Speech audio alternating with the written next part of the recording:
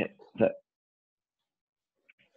I think the recording's good. So welcome to the next EMEA vBrownbag with myself, Greg Robertson. I haven't hosted for quite a while, so it's good to be back.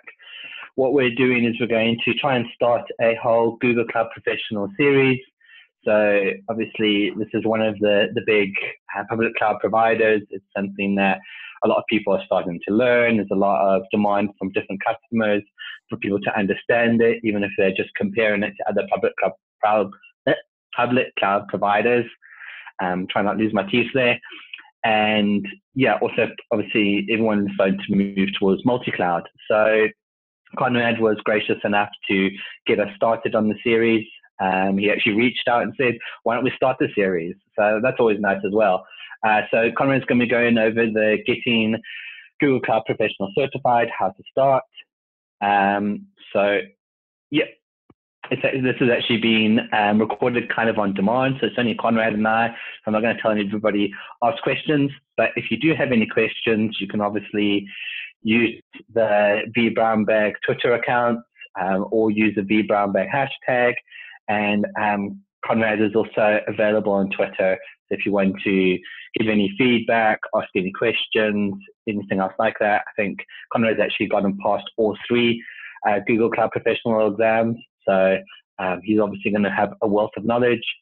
And if you're watching this and you're not based in Europe, Middle East, or Africa, and you're based in the US or Asia Pacific, we do have other vBrownbags running. So do look for those, sign up for them. We even have Latin American ones. So we're speaking in Spanish, and I've actually even missed the Brazilian one. How could I have forgotten the Brazilian one? The Brazilian guys are also doing it. They're doing it in Portuguese. It's actually going like wildfire. It's actually amazing the stuff that they've been able to do with that. So yeah, if you speak Portuguese, please reach out to those guys. They've got a really great stuff, and they've got loads of recordings. But yeah, apart from that, I think let me hand over the reins to Konrad, and then he can kind of go from there. Okay, great. Let me see how I can do this. So I'll make you host. And then we can go from there. Let me start sharing. So let me know if you see my screen. Yep, Google Cloud Professional Certification. Begin your journey. That's great. Okay, Greg. So first of all, thanks a lot for getting this real. So I'm really excited to start the series with you. What I'm planning to do here is just to give you like a brief idea of what Google certifications there are on the market and how to prepare for them, and basically how to begin your journey. Okay, so why are we here? So for me, it's important to do this with the vBrownbag because my experience, my background is basically VMware. And I think for the people that are watching vBrownbags, it's the same case. So I want to show you from a VMware engineer perspective how to tackle this subject.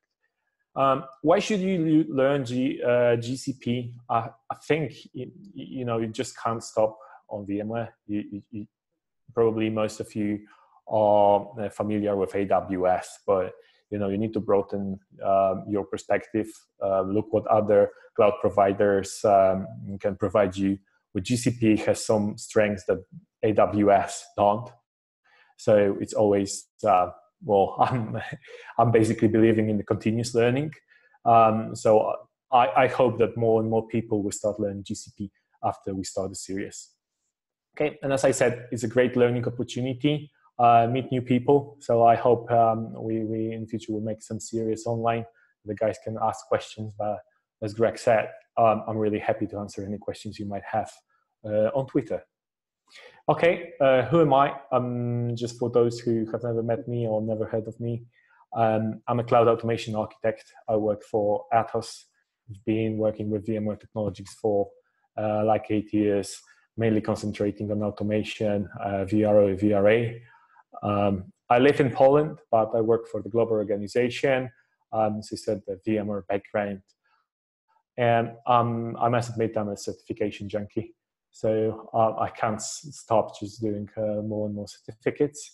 I have around 30 of them, including the GCP recently, which was a lot of fun. I'm also VMware Certified Design Expert like you are, Greg. So we have similar perspective to how much effort it will take to do the Google exams. I try to commit to the communities. So I set up a Google Cloud Developer community in Bydgoszcz in Poland, and I'm also a leader for AWS user group community. So there is a chance to open such community in your hometowns, guys. I've met so many people, a lot of developers, because Google is all about focus on developers.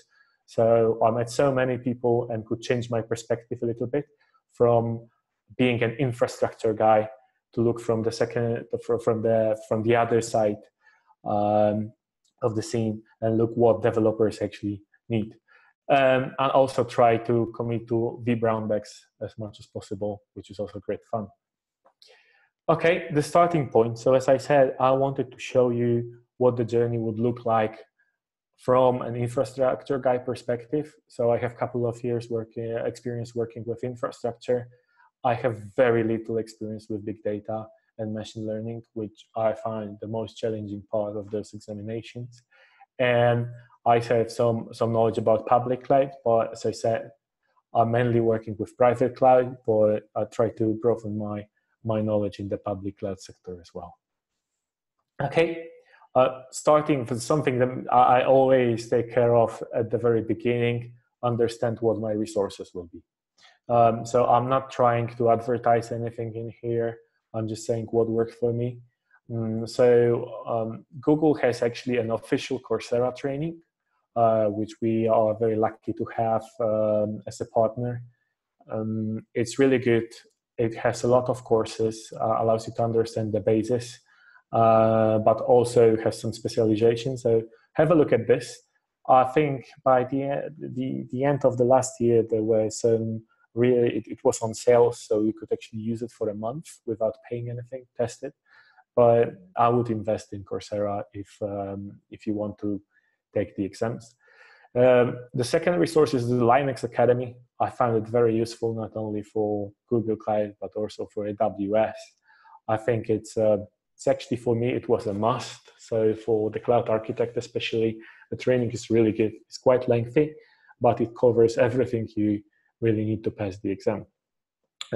Also, some of the topics they're probably not going to be covered as in depth as you would like to. So I always use Google, YouTube to search for the content for the Google Next. So Google Next is basically a conference for Google Cloud happening, I think, twice a year. I might be wrong here, but I think it does happen in Europe and in US. I need to clarify that, but it's really good content. It's some sort like reInvent. And finally, you need to get some hands-on experience. Fortunately, there are quick labs. So you have a number of scenarios for different services that Google offers.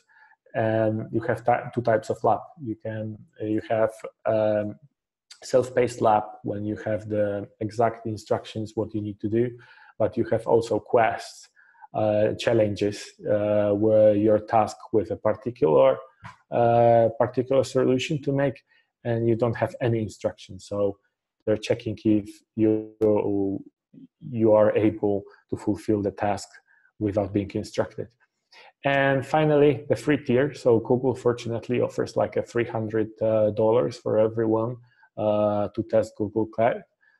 Some of the services won't be available and you would need to enable the billing, but it's the other way for testing your knowledge. But I really encourage you to look at the quick labs as well. It's not that expensive.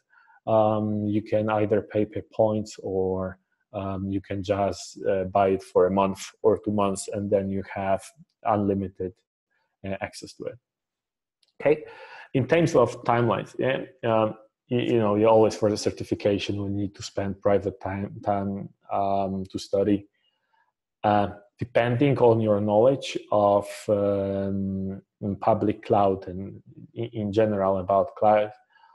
With my experience, I've been shown before, estimate is 80 to 120 hours per exam. So for the cloud engineer, it can be smaller, but if you have done already the cloud architect, but still remember it's an effort. Okay, so it's $100. How do you get all this done? Okay, so I mean, this is a general practice for any exam. Set your priorities. Yeah, I mean, sometimes you need to sacrifice other goals and set the priority on the exam. So that's what I did with Google. So I just realized I want to do it in a certain period of time and just make it a priority. And having it as a priority, you can use a couple of tools. So if you have a tablet or a mobile phone, you can install Coursera on the tablet. So whenever you have a free time, you can watch the videos on your tablet. The other thing that I found really helpful is this application Self-Control. So I do use it quite often whenever I study. I just set this up. I block everything that can be disturbing for a 3 hours block, and then I can concentrate only on the study. The other thing that was quite surprising, because I've been talking about this with my colleagues and they never used it, is speeding up the playback. So sometimes it's really boring to watch the videos at the normal speed. Depends on the presenter. So I never watch the videos with the speed less than 1.5 rate. I do the same. I can't listen to videos at normal speed anymore. I've been so used to 1.5 speed. Yeah, this allows you to concentrate a little bit more as well, right? Because if you concentrate for a second, it's gone. Yeah? You don't know what's going on. I recently switched to 2 times speed, and this is really cool because you can make the whole course in just half time. Yeah. Really great way to watch those videos. What works for me is waking up early. After 8 hours of work or more, I don't really feel like studying anymore. So that's the first thing I do in the morning. Depends obviously on your family situation and your commitments, right? And finally, 2 things that are last but not least, make sure your family will support you, and also your manager, or if you want to do it in your work time as well, maybe your company is looking at being a Google partner. Reach out to your manager and ask him to help you with the time to spend it, maybe as a training. Okay, how you do 10 years of experience in 5 years? Obviously, overtimes, right? So if you want to get more, you just need to spend more time. Okay, I really like this this picture. We've been using this with my colleague when we've been doing the VCDX defense. You probably agree with this, Greg, that this is how the journey looks like when you're starting with something you never worked before. Yeah, that swamp of despair is, as you're saying, both of us have done the VCDX. I think a lot of us have spent a lot of time on that swamp of despair before you start going up that hill. Gosh. Yeah, but there are some points that are very important here, right? You see that this is really fun because you're starting something bad, something new, and something really exciting. Then you get here, but finally remember that it will be fun again after a while you see all those puzzles come together, and you can actually really easily use those services to provision applications, deploy applications. Okay, enough of talking of the general tips of how to start the certification. Let's have a look what's actually available. So currently you have like 4 certifications related to GCP. So those 2, I think if you start working with GCP, that's what you should be looking at, because it's like an essence of what you will be working with in Google. So there's a professional cloud architect, a data engineer, and this is basically allowing you to understand how to design solutions based on Google, and also understand the big data part of Google, which is big, and that's the strength of Google. We also have a cloud associate engineer and cloud developer exam, which is in beta. I had a chance to participate in this beta. Unfortunately it's not available anymore. I think the results, I was told the results are going to be in June or July, but I also heard that they're going to be available by the end of this month. I will be surprised if it takes so much time for Google to evaluate the results. Okay, and again, so cloud engineer, so this is very basic. You can either, the good news is that you can either take it or not. It really depends on you. You don't need to do associate exams to take the professional exams. And this is something I would compare to AWS SysOps exam, but heavily concentrating on console. So you definitely need to know how to use the console. So it's not enough. It's not concentrating that much on the architectural part, but you definitely need to know how to configure all the services. Cloud architect, and this is something I would compare to AWS solution architect. So it's not going that deep into console, not that deep into configuration, but it's concentrating on all the services that there are. There are not that many, fortunately. Don't be scared. It's not AWS with hundreds of services. I think it's crafted for purpose, and I think there's around like 20 services. So it concentrates both on the infrastructure, on the compute network, but also on big data and machine learning, but it's not going that in depth. Data engineer, this is heavily concentrating on data, on analysis, and including machine learning. I think I found this the toughest one because I'm not working with data on a daily basis. So I have a couple of tips later on to show you how to start with this, because the topics of machine learning can be scary for people. But I think setting up for this exam will allow you to start the journey with the machine learning, starting to understand machine learning. So I would definitely recommend to go for this exam. Did you have to learn any Python for any of the exams? Yeah, that's fortunately I have some basis of Python. So I'm mainly, my background is JavaScript, PowerShell. That's what I've been using with VMware platforms. So for this exam, for the beta exam here, they say you don't need to. You should know one language. That will be helpful, but I honestly think that's not exactly true.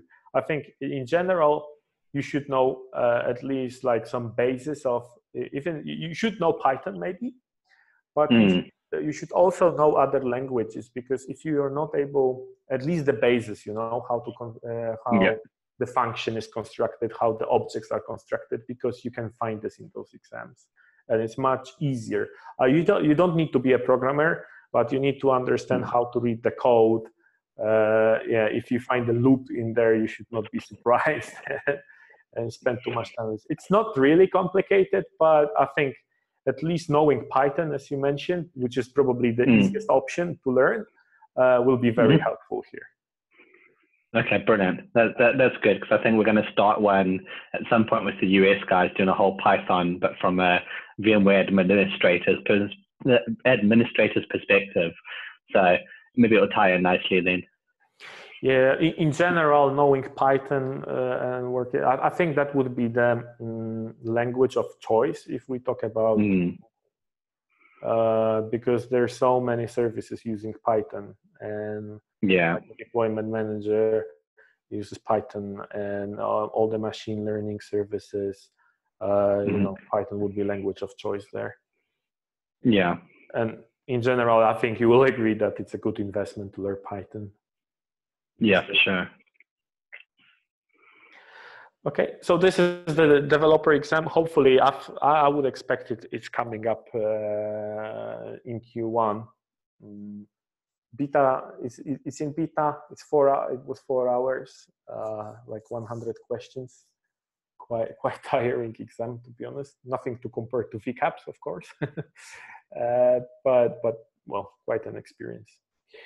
Okay, so let's start with the tips. So what would be the general process that I would suggest you to do? I just finish either Coursera on Linux Academy. I honestly prefer Linux Academy. Definitely do quick labs. Sorry. You need to have some hands-on experience. You will find out that if you just watch the videos without doing any labs, you will have problems in the exam. Then you need to book the exams. The process is really simple. Attend the exam, 2 hours. The exam is basically single or multiple choice. We don't have any drop downs like you would have in the VCAPS exam or GCP exams. I haven't done a GCP exam for a while, so I don't remember how it looked like. But this is basically single and multiple choice. You have a split screen, so there will be scenarios in the exam. Fortunately, the scenarios are available to you upfront. You can find it on the Google certification website. So you don't need to scroll, you don't need to switch screens and so on. So basically the screen is split into two. You can obviously resize the right and left pane, but you always have the access to the scenarios. Something I found really helpful is you can mark the questions for review. I know that there are some exams that don't allow you to review the questions. You need to answer and you can't come back. So yeah, I use this heavily. Okay, the general tips I have is really look for the keywords. I know, if you're going for the exam, it's not exactly the same as when you learn the platform. Sometimes you need to concentrate on a couple of things that are exam related. So look for the keywords because it's going to be helpful for a couple of for a couple of questions for sure. And read the questions really carefully. It's maybe me, I'm not a native speaker, but I found a couple of times already in those exams that when I was reviewing them, I didn't notice a single word that completely changed, and I completely changed my mind to the answer. I would leave the most difficult question to the end. There might be some questions which require quite a lengthy reading. So, and some of those that contain code as well. And I was not sure I completely understand that. I would leave it for the end and mark it and just do the easy wins first. What I see, I would aim to finish all the questions within 1 hour and then have the 1 hour remaining for review and read the questions again. That's very helpful. Okay, we've been talking about quick labs, that there are challenges, there are some troubleshooting labs as well. So this is what is a must for sure. Have a look at those labs, the cloud architectures baseline for data, ML, and AI, and the data engineering. Yeah, it depends which exam you take, but this, I think if you need to take some labs, just at least take those as a bare minimum. Okay. Sorry about that. And the CLI, fortunately, this is quite simple with Google. So you have, well, you probably have more comments, but those are that you will definitely need for the exam. So with Google, you can do almost everything with G-Cloud comment. Of course, you have really nice reference in here. There are also some labs in quick labs to use the G-Cloud command to make yourself familiar with it. But just make sure that if you go for the cloud engineer exam, for every major service that there is in the exam guide, you know how to deploy it and how to manage it using G-Cloud. The next one is GSUtil. So GSUtil is used for the cloud storage. It's for creating buckets, managing the objects in the bucket, and also copying the objects from the bucket to a local machine, etc. And finally, something that is not being heavily tested, but it's good to know, the BigQuery command. So this is a tool, command line that will allow you to manage BigQuery. And of course, this is all really good. It has really good documentation. The Google documentation is just great. Okay, and I was talking about the scenarios. And so depending on the exam, you will have one or more scenarios. They're publicly available. What I have done, print them out and highlight any keywords. So you will see that some services are designed for particular use case. Then it's really good to just take the scenarios, highlight the keywords, read it a couple of times, and think about the design that you would propose for this particular use case. Think about the services that might be useful. Think like why some services cannot be used. What are the anti-patterns for those scenarios, etc. So take advantage of it because it's something you have upfront, and you can really well prepare for this. Okay, and some keywords and phrases that I found very useful. So it seems like, remember, like containers, it equals to Kubernetes because there is, well, you can deploy containers on Google Cloud instances as well. But basically containers equals to Kubernetes in the GCP world. If we're talking about cloud native, that also would be containers. If we're talking about the workloads being portable, those also will be containers. DataFlow and DataProc, those are data analysis tools, big data tools. So, you know, depending if you're using Hadoop and Spark, you would usually use DataProc. When you need to do batch and stream jobs, that would be DataFlow. And finally, for IoT, you usually would use Bigtable. When I'm saying those are the keywords, be very cautious. Read the questions and check if they're actually there are no traps, because even though you find those keywords and you can immediately say, okay, those will be containers, read the question carefully because it can be a tricky question. Okay, and the key topics for each of those exams. So as I said, on the Google certification website, you can see the exam guides. Personally, I have troubles to clearly understand what is required from me reading those guides. So for me, it's very ambiguous what they say. It's very general, but it doesn't concentrate on technologies, which I think is fine because it's showing you from high level what kind of task you should be able to do, what the requirements would be. But starting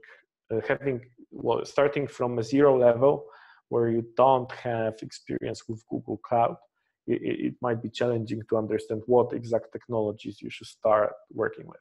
So this is what I have tried to put together here. So for the cloud engineer, those are the services that I would start with. You definitely need to know identity and access management.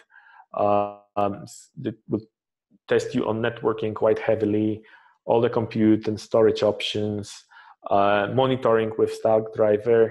The big data is very basic, but still you need to understand what the use cases are. And finally, console.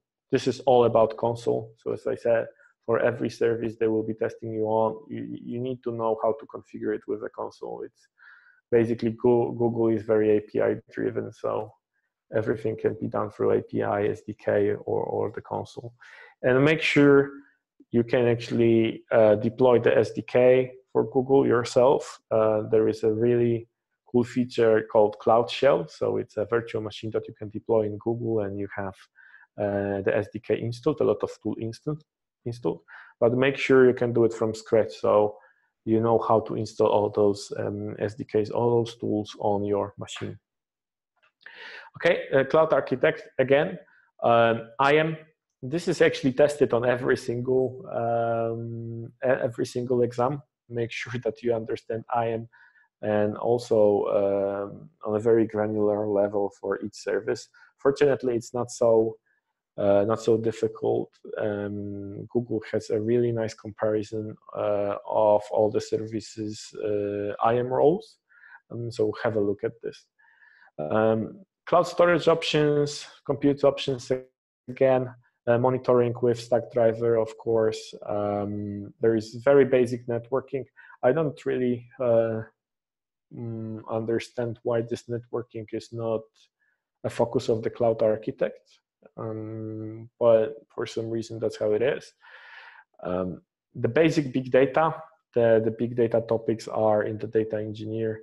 We need to understand billing and how to. One of the things that I found really interesting in this exam, that they're testing you on move of data. So moving data from on-premise or archiving data and so on. This seems like quite a big part of this exam.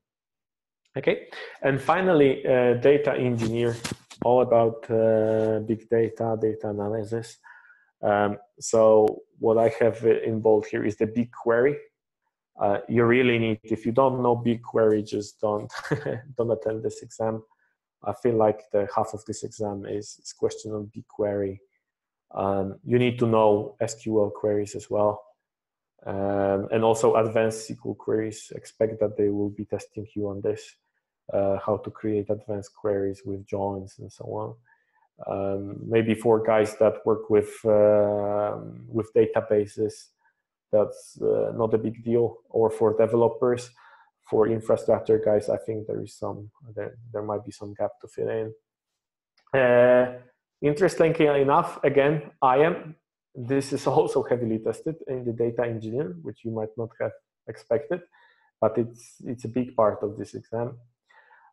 You need to understand the theory of machine learning. So some questions that GCP offers a couple of services that will help you with machine learning, but they also expect you to understand the theory, the different models, and so on. I have some tips later on to show you how to start this.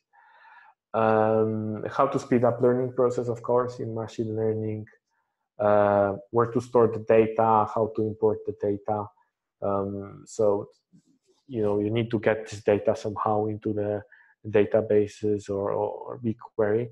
So you need to understand how to move this data, how to import this, how to export it as well. You need to understand DataFlow.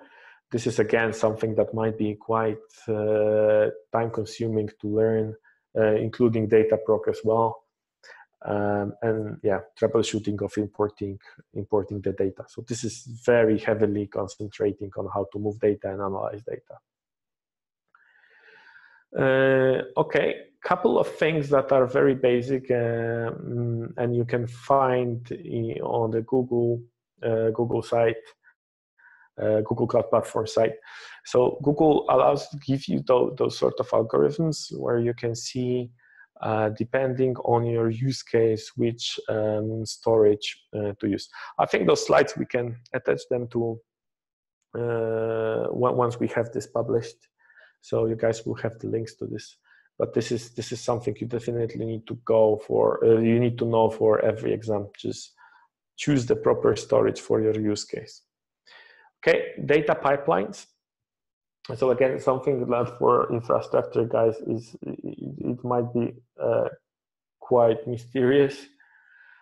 So you will be tested, especially in the data engineer exam, on data pipelines. So to understand how the data gets into the cloud, how it's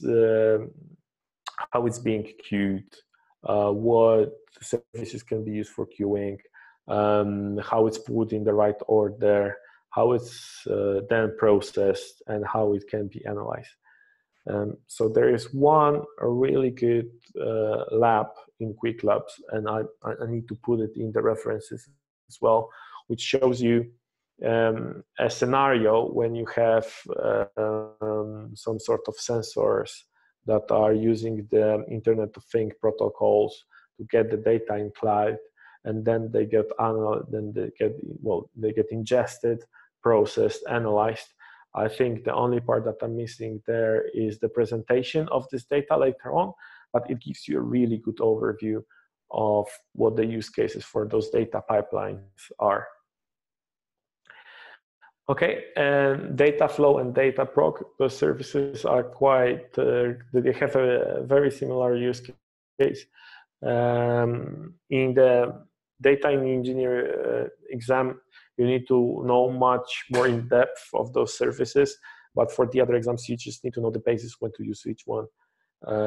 So using this algorithm here, you can easily find out if you should be using Proc and DataFlow according to GCP best practices. Okay, and the most interesting topic, machine learning. So very fashionable, but how to start? So yeah, I've been watching Coursera. Coursera has training on ML. Linux Academy has some episodes on machine learning as well. But at Coursera, I found it really difficult to follow. It was like very lengthy, and it was not getting to the point, I think. What I have found out are those AI adventures.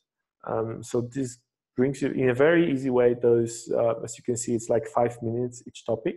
So it will take you from the very basis to some advanced topic as well. You don't need to watch them all, but I think once you watch like 5 or 6 episodes, you will start to understand what the use cases for machine learning are, what models there are, and how Google will actually help you to leverage AI and ML easily.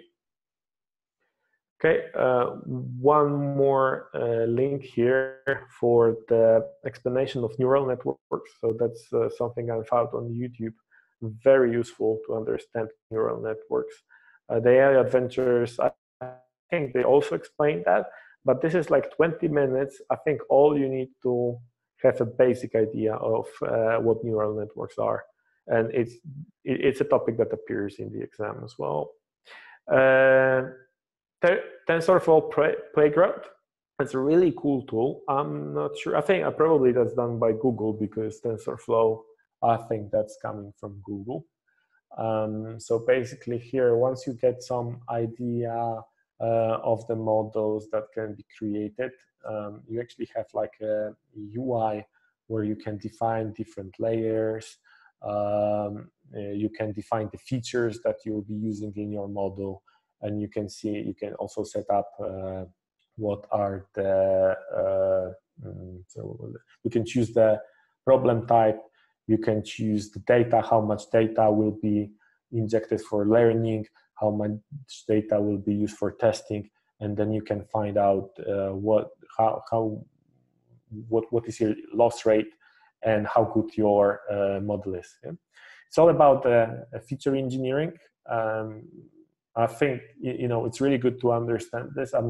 Maybe some people will drift into this career of features engineer. I think though it is a must these days to understand at least the basis, right? Because everything's going to use ML these days, and just grasping at least the basis. It helped me a lot to understand what's actually going on the market and why this is so cool. Okay. we have all those tips. And finally, you have spent couple or 100 of hours studying, and then you want to test yourself. So there are a couple of possibilities. You have the Google official practice tests. So on the Google certification website, they have the link for registering, but they also have the guides. And from there, you can get this Google official practice test. Also, Linux Academy has some tests available. I think it's also almost like the exam. I think it was 50 questions. And those are really good because if you never took the Google exam, you will understand what sort of questions, how the questions are constructed, what sort of answers are going to be there. I think for people that did a lot of VMware certification, they know what to expect. This is completely new exam. It's not like, I think it's also much different from AWS.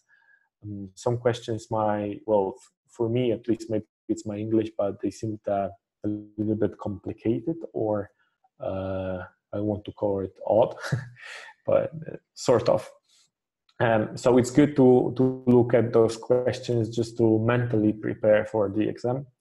One important thing, don't expect that any of those questions will appear in the real exam. So even though they are good preparation, they will allow you to understand what you can expect. They're not appearing in the exam.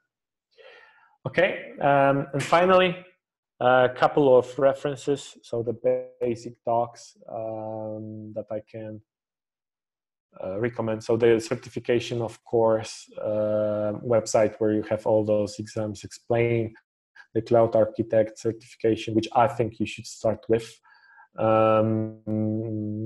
Solutions, this is really cool website. Have a look at this because it shows you different use cases, and it's like reference architecture for different use cases. So sometimes very simple, but it has some more complex example as well. And finally, Google Next 18 channel. So this is for the people that feel like Linux Academy, Coursera, or whatever other source they're using is not enough. Try to watch the sessions, and it also has the newest announcement in there. And again, for the GCP Cloud Architect, there are a lot of links I have put together. It's a lot of reading. It is. But those are, I think this is covering maybe like 80% of the topics that will appear there. You had everybody until you showed that list. Yeah, we'll share it. Okay, so thanks a lot. That would be me. I hope this was helpful for you guys to start your journey, and I'm looking forward to continue this with some technical knowledge as well.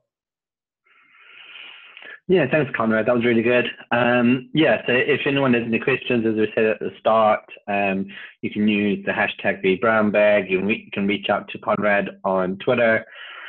I noticed, actually, funny enough, about a week ago that we've actually done one session, also kind of an intro to GCP on the US vBrownbag. So look out for that as well. That's quite interesting. Also, there's a little bit of an intro. And then, yeah, hopefully we can carry on the series. I've reached out to a couple of people to try and get them on it, get them starting going through the different things. We'll probably go through the Cloud Architect, especially because a lot of us are infrastructure people. So I think that does lend itself to some of our knowledge base. And as I said, also, we're hoping to start a Python series from the USB brown bags. Obviously, as with any of these, they're all recorded, so you can watch them whenever you want. You can use your favorite podcast players, etc. As Konrad said, watching things at 1.5 speed. If you want to even do that, then you can do some of the vBrown bags like that. We've also got a YouTube page where you can do it as well. So yeah, please, if you know GCP and you want to use it, and want to come on and do part of the series, please reach out to one of us. And if you take the exam and some of the information we've passed on is helpful, then please let us know as well. And yeah, again, thanks, Konrad. That was really good. Yeah, thanks, Rick. That was a pleasure.